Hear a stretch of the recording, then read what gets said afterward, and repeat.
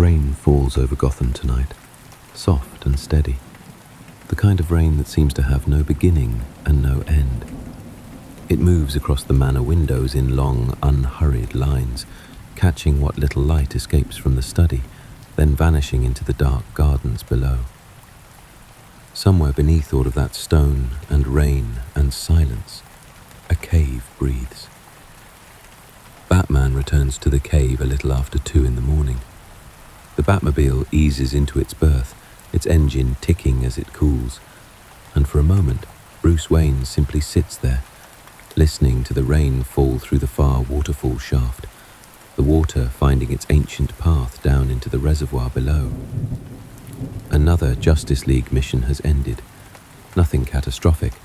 A containment matter on a research platform in the Pacific, resolved before it became a headline. The kind of night that ends in exhaustion rather than triumph. He climbs out of the cockpit slowly, unclasping the cowl before his boots even touch the cave floor. His gloves come off next, set down one at a time on the cold stone edge of the console, and he flexes his fingers as though remembering they belong to him. The cave is quiet. Alfred left hours ago, called it a night after leaving a covered plate and a note that Bruce hasn't yet touched. The Bat computer hums patiently in the dark, its glow the only warm color in a cave built from shadow. He sits. A single icon blinks in the corner of the display, a secure transmission, encrypted, received hours earlier and left untouched. Not a League alert, not Alfred forwarding a message from Wayne Enterprises.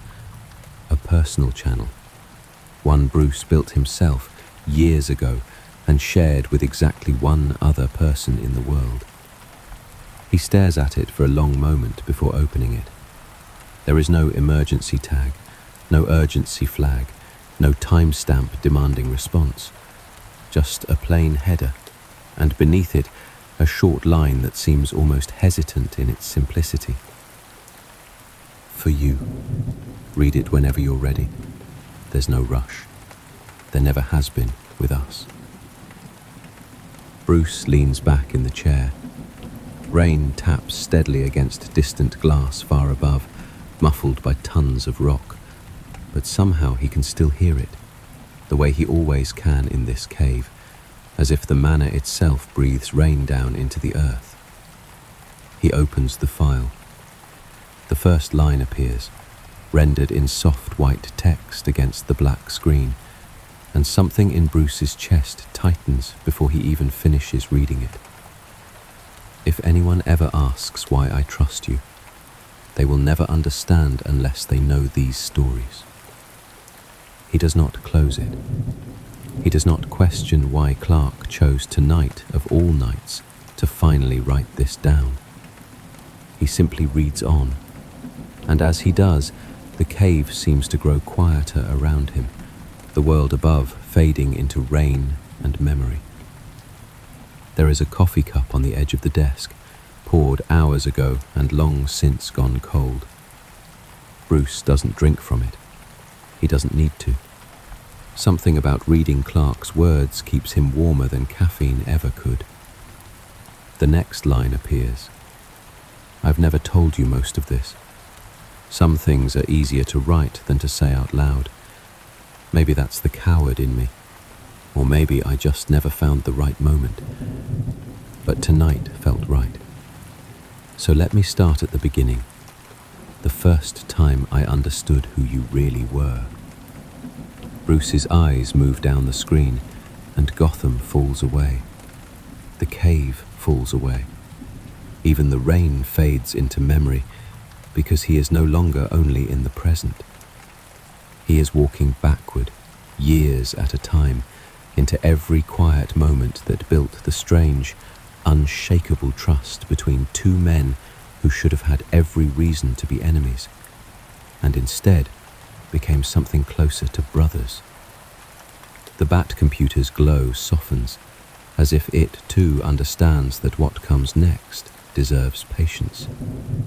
Bruce begins to read.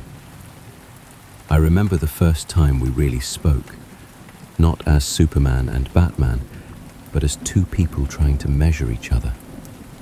I expected another vigilante, someone driven by anger or grief or the need to prove something. I had met people like that before. I thought I understood the type. Bruce remembers that night too, though from the other side of the conversation. It had been early, before the League existed as anything more than an idea passed between cautious allies. Metropolis skyline behind them, a rooftop still warm from the day's heat, and Clark Kent standing there in the suit, patient in a way that unsettled Bruce more than any threat could have. "But you didn't ask me about my powers," the letter continues. "You didn't ask what I could lift, or how fast I could fly, or what my limits were. You asked me why I did any of it. You asked what I was willing to sacrifice. And when I didn't have a good answer, you didn't walk away disappointed. You just waited. Like you already knew I'd figure it out eventually." Bruce recalls that silence now, replaying it in his mind. He remembers watching Clark's expression shift from confidence to something more uncertain, as if the question had reached somewhere Clark rarely let anyone look. "I realized something that night," Clark writes. "You weren't interested in power. You were interested in character. Everyone else in my life was in awe of what I could do. You were the first person who seemed to care more about who I was choosing to be." Bruce sets the memory aside gently, the way one might set down a photograph after looking at it too long. I didn't understand yet how rare that was. I do now. The cursor blinks, a pause in the writing, as if Clark himself needed a moment before continuing. Bruce takes the same moment, glancing briefly toward the dark water falling steadily somewhere beyond the light. Looking back, that conversation set the tone for everything between us. You never needed my powers to respect me, and I never needed your title to trust you.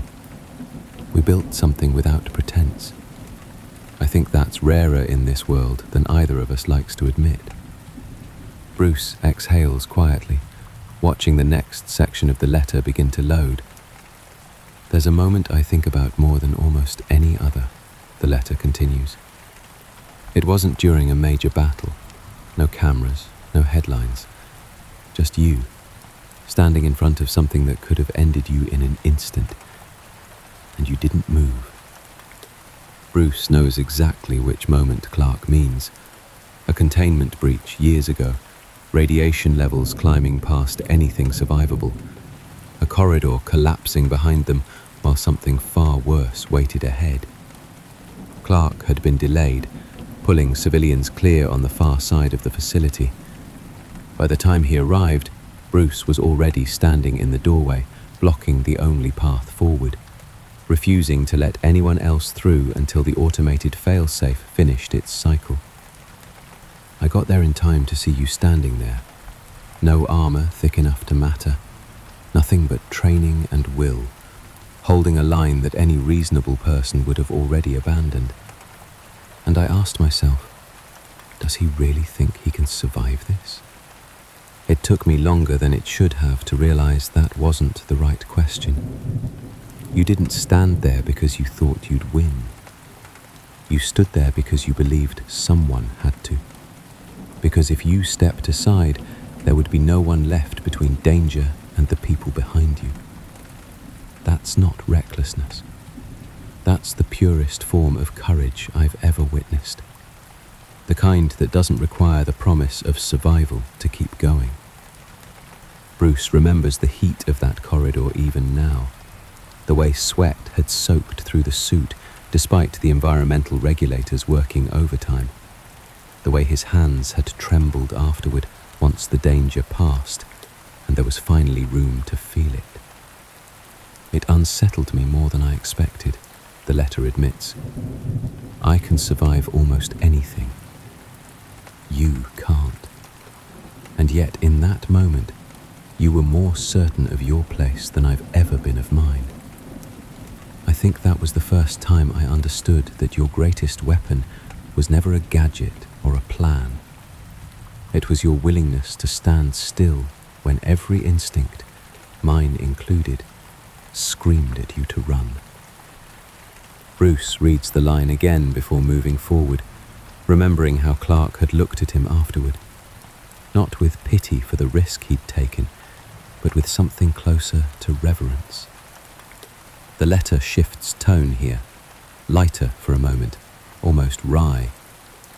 You know, people talk about your contingency plans like they're some dark secret, like you're hiding daggers behind your back, waiting for the day you'll need to use them against us. I used to wonder about that too, if I'm honest.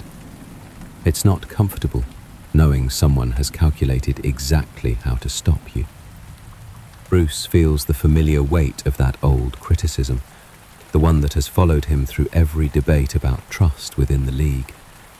He remembers the day those files were discovered, remembers the anger in more than one teammate's eyes, remembers standing his ground without apology. But then I actually asked you about it, Clark continues, and your answer surprised me.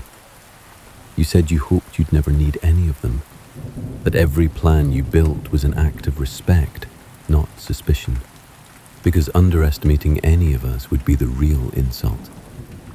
You said the day you stopped preparing for the worst was the day you'd feel the people counting on you to prevent it. I think about that conversation often, not because it made me trust you less, but because it made me understand you completely. You don't build contingencies because you expect betrayal. You build them because you refuse to be caught unprepared for tragedy. There's a difference, and it took me a long time to see it. Bruce's eyes linger on that paragraph, remembering the quiet tension of that meeting in the watchtower, remembering how Diana had crossed her arms and Clark had simply listened, really listened, until understanding replaced offense. If anything, learning about your plans made me trust you more, because it proved you'd already thought through the worst version of all of us, and you were still standing beside us anyway. That's not distrust, Bruce. That's devotion, disguised as caution. The rain outside seems to fall a little softer, as if the manor itself is listening. There's something else I don't think I ever told you, the letter continues, the tone quieter now, more careful.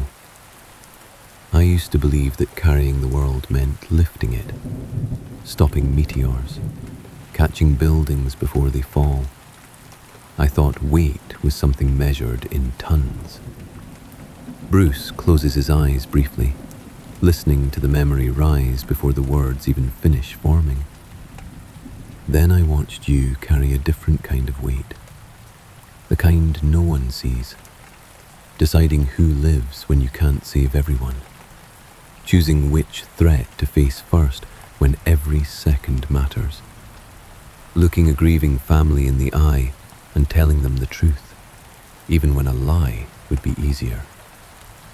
He remembers those nights vividly, informing a mother that her son wouldn't be coming home, standing silently as she wept, offering no comfort beyond his presence, because comfort wasn't his to give, only truth.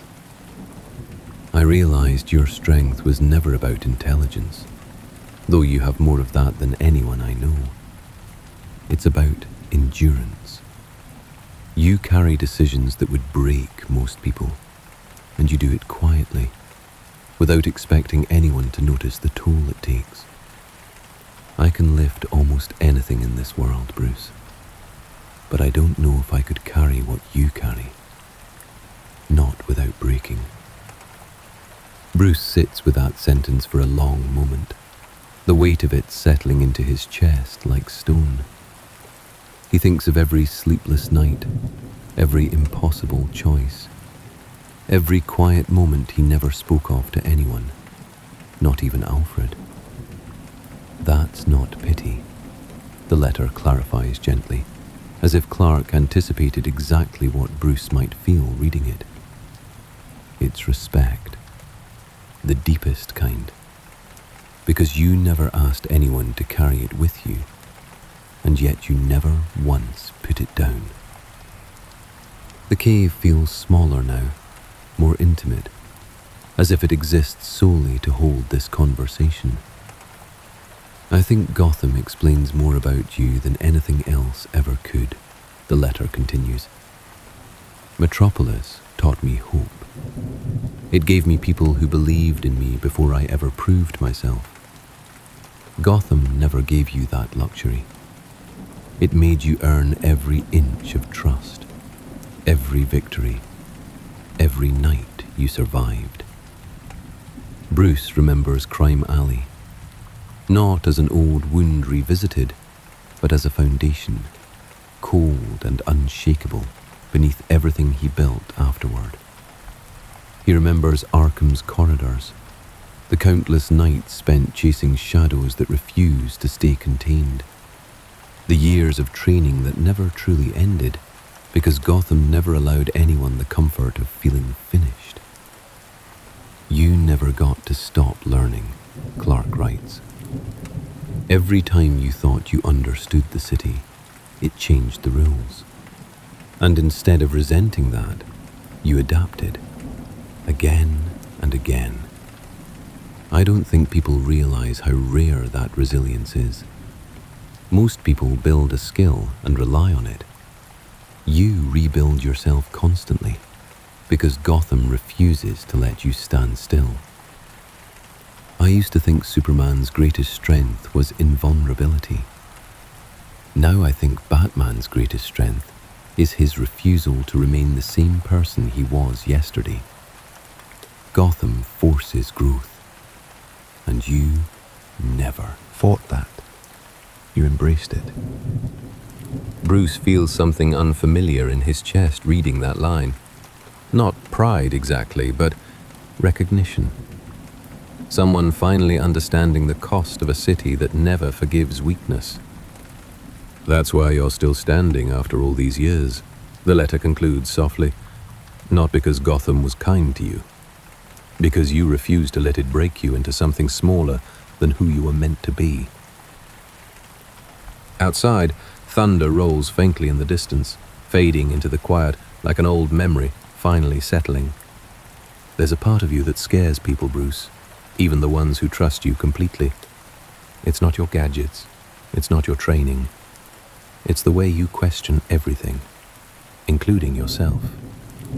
Bruce reads that line twice, recognizing something uncomfortably accurate in it.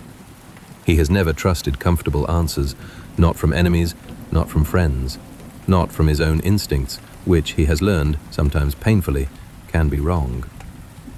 I have watched you question evidence that seemed obvious, watched you second-guess allies everyone else trusted blindly, watched you turn that same scrutiny inward without hesitation.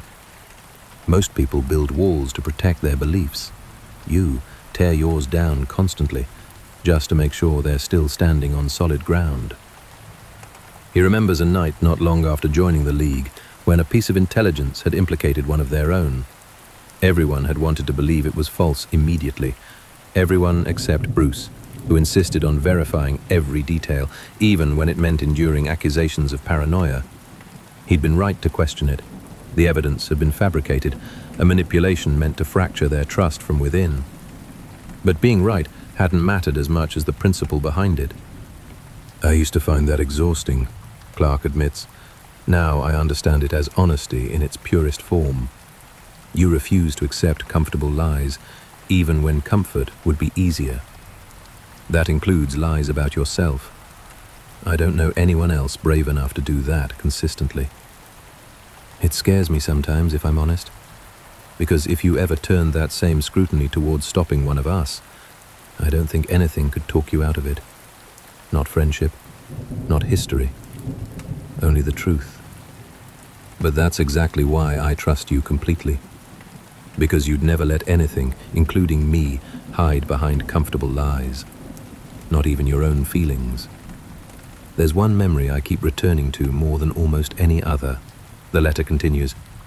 The day the council offered you everything, resources, authority, influence beyond anything Wayne Enterprises could offer, in exchange for information about the rest of us, about me. Bruce remembers that day with painful clarity. A private meeting, quiet threats disguised as diplomacy, an offer crafted to seem irresistible to anyone driven by ambition. They had misjudged him entirely. "You didn't hesitate," Clark writes. "You didn't need time to consider it. You looked them in the eye and told them that trust wasn't a commodity, and mine wasn't for sale. I only found out about it months later from someone else entirely. You never even mentioned it to me." Bruce remembers walking out of that room without a backward glance, remembers the quiet satisfaction of watching men accustomed to buying loyalty realize they had nothing to offer someone who refused to be purchased. "That's when I understood something important," the letter continues. "You can't be manipulated by power or status or fear. Not because you're incapable of feeling those things, but because your principles matter more to you than any advantage they could offer. That's rarer than invulnerability, Bruce. Rarer than strength. It's the kind of integrity that can't be broken because it was never built on anything external to begin with. I've met people who claim to have unshakable values. Most of them have simply never been tested. You've been tested more times than anyone I know, and you've never once bent." Bruce reads the final line of the chapter slowly, feeling its weight settle into the quiet cave around him. "That's more intimidating than any weapon you've ever built. Because weapons can be disarmed. Conviction like yours cannot." The next section of the letter begins differently, softer, more personal, as if Clark had taken a long pause before writing it. "Do you remember the night on the watchtower? Not during a mission, not during a crisis. Just the two of us, standing at the observation deck, watching Earth turn slowly beneath us." Bruce remembers it vividly. A rare, quiet evening between emergencies, both of them drawn to the same window by coincidence rather than plan. They had stood there for a long while without speaking, simply watching continents drift past in darkness and light. "I asked you something I'd never asked anyone before," the letter continues. "I asked if you ever regretted the life you chose. No cape's glory, no easy victories, just endless nights spent trying to hold back something that never truly stops coming." Bruce remembers his answer now, remembers how long he had taken to consider it honestly rather than offering something practiced. He had said that regret assumed there had been another choice worth taking, and for him, there never had been. Gotham needed someone willing to stand in the dark so others didn't have to. If that person hadn't been him, it would have needed to be someone else. And he couldn't accept that responsibility being carried by anyone less prepared. "You didn't say it with pride," Clark writes. "You said it like a fact, the way someone describes gravity, just something true, whether or not you liked it. That honesty is what stayed with me. Most people romanticize sacrifice. You never have. You just accept it as the price of the life you chose to protect. I asked if you were ever afraid. You said constantly. Then you asked me the same question." Bruce remembers that exchange too, remembers Clark's long silence before finally admitting that his fear wasn't about danger, but about becoming something people needed to fear instead of trust. "You told me that as long as I kept asking myself that question, I'd never become that person. I don't think you realized how much I needed to hear that. I still think about it more than you know. That conversation wasn't about heroics. It wasn't about power. It was two friends being honest about the weight we both carry, without pretending either of our burdens was lighter than it actually was. I've never had that kind of honesty with anyone else, Bruce. I don't think I ever will." Bruce leans back slightly, letting the memory settle, the rain outside the manor blending with the quiet hum of the cave. The letter grows quieter here, more deliberate, as though every word had been chosen with unusual care. People ask me sometimes, half joking, if I'm afraid of you. I used to laugh it off. Now I think the honest answer is more complicated than yes or no. Bruce reads slowly, sensing the letter approaching something it has been circling since the very first line. I'm not afraid of your weapons. I've seen what you keep in that cave, and none of it worries me the way people assume it should. I'm not afraid of your intelligence either, though it terrifies most people who underestimate you. What I've come to understand over years of watching you is something much simpler and much harder to explain. You are the one person in this world who could stop me if I ever stopped being myself. Not because you're strong enough, because you're disciplined enough. Because you'd do it even if it destroyed you afterward, especially if it destroyed you afterward. Bruce stops reading for a moment, staring at that sentence until the words blur slightly at the edges. He has never heard Clark articulate it so plainly, though he has always suspected some version of this thought lived quietly behind his friend's steady eyes. That's not fear of losing to you, the letter continues. It's trust that you would never let me become something the world needed protecting from. Trust that you'd carry that weight even if no one else understood why. Trust that you'd never abuse that knowledge, never seek power for yourself, never hesitate to do what was necessary, no matter what it cost you personally. That certainty is what allows me to sleep at night, Bruce, knowing that if I ever lose myself, you'll still be exactly who you've always been. Unshakable, unbought, unafraid to do what's right, even when it means standing against someone you love. I don't fear you, Bruce. I fear the world without you in it.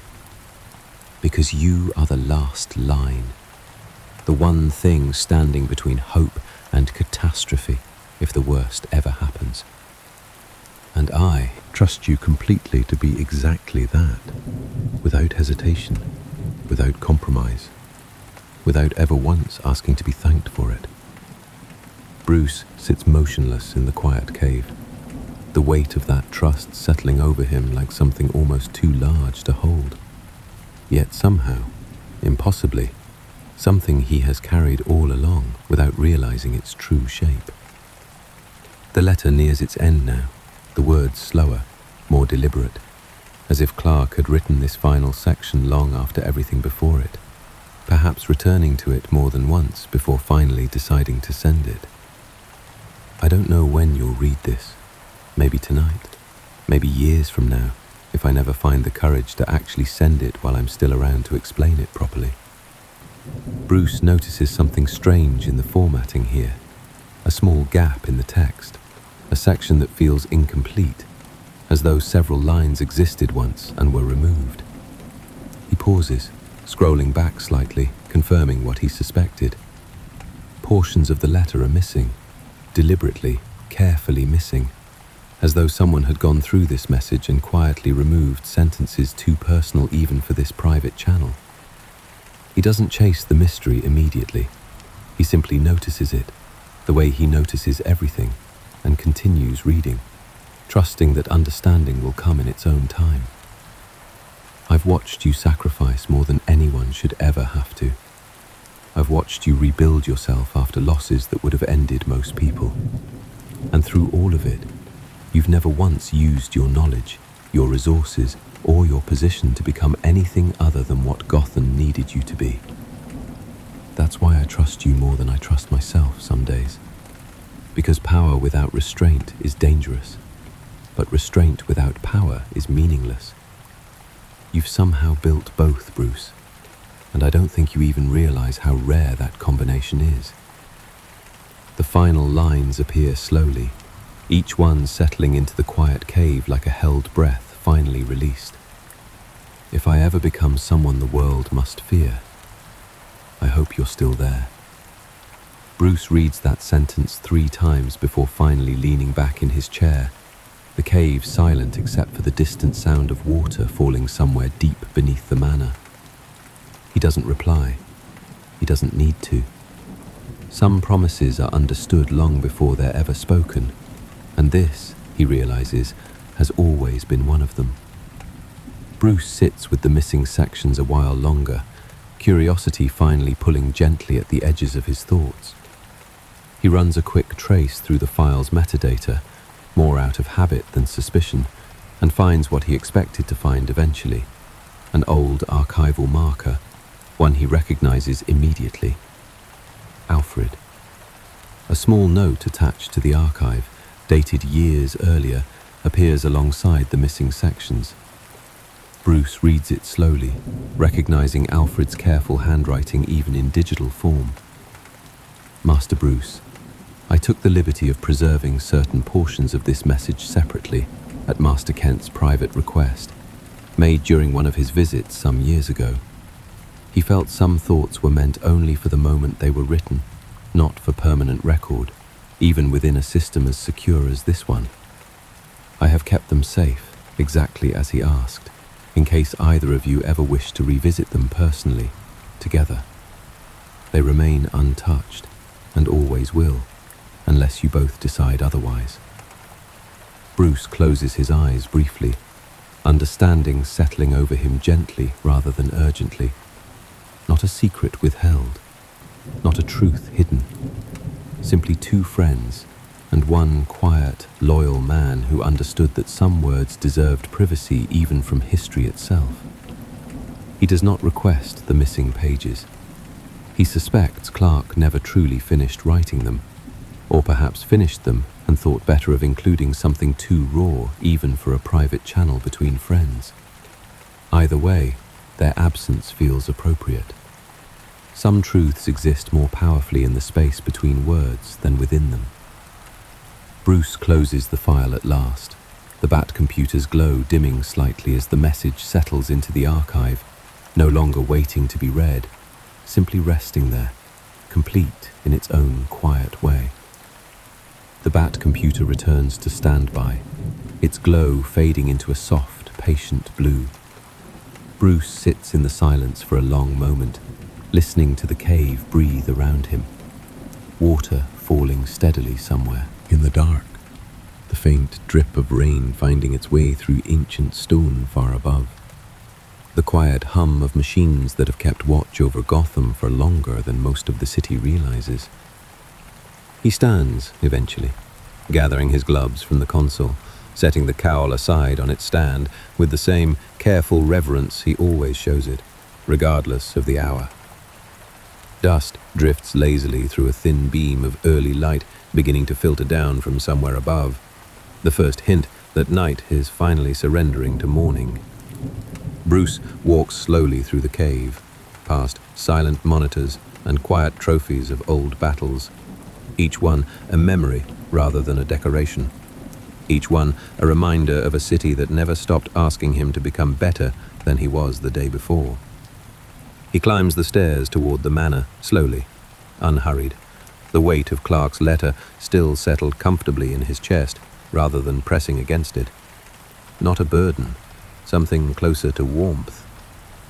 Alfred is already awake when Bruce reaches the study, standing near the window with 2 cups of tea prepared, as though he somehow always knows exactly when Bruce will emerge.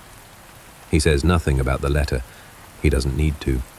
Some understandings pass between old friends without requiring words at all.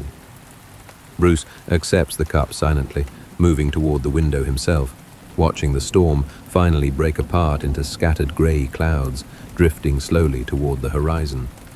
Thunder, once steady and insistent through the night, has faded now into nothing more than a distant memory, replaced by the soft, tentative sound of birds beginning to stir in the gardens outside.